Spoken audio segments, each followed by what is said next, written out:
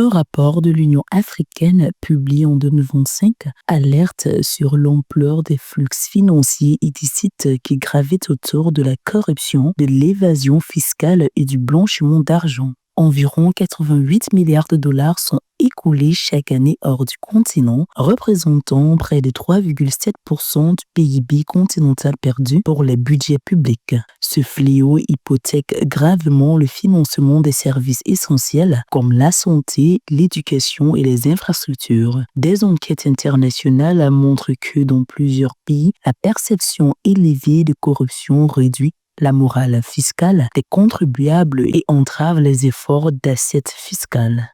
De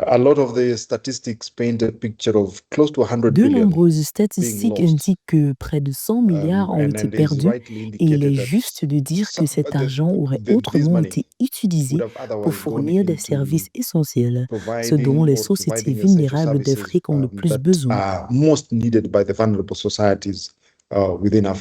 Sur le plan de la responsabilité fiscale, les efforts régionaux montrent des avancées. Le rapport de 2025 sur la transparence fiscale en Afrique met en lumière une amélioration de coopération et de l'échange d'informations fiscales entre pays africains, contribuant à une mobilisation accrue des ressources nationales en 2024 par rapport aux années précédentes. Étrangement, lorsque vous établissez une corrélation entre la corruption, les perceptions et d'une autre perception par rapport aux indices de développement, vous constatez une corrélation négative là où la corruption est répandue. La qualité des vies est alors jugée très faible.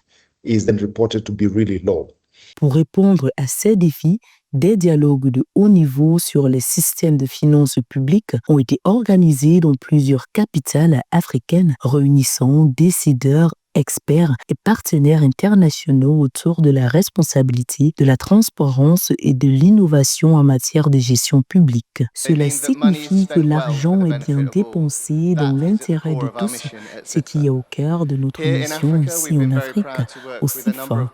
Nous sommes très fiers de travailler avec un certain nombre de partenaires dans 3 domaines clés. Tout d'abord, le renforcement des capacités en examinant les qualifications professionnelles qui sont adaptées aux comptables du secteur public, mais aussi au contexte local.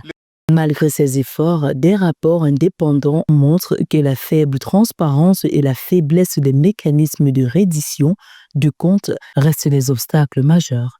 Experts et acteurs institutionnels insistent sur la nécessité d'un cadre africain intégré et rigoureux, combinant normes internationales, renforcement des administrations fiscales, système de sanctions efficaces et participation citoyenne pour arracher le continent au piège de l'évasion fiscale et de la corruption.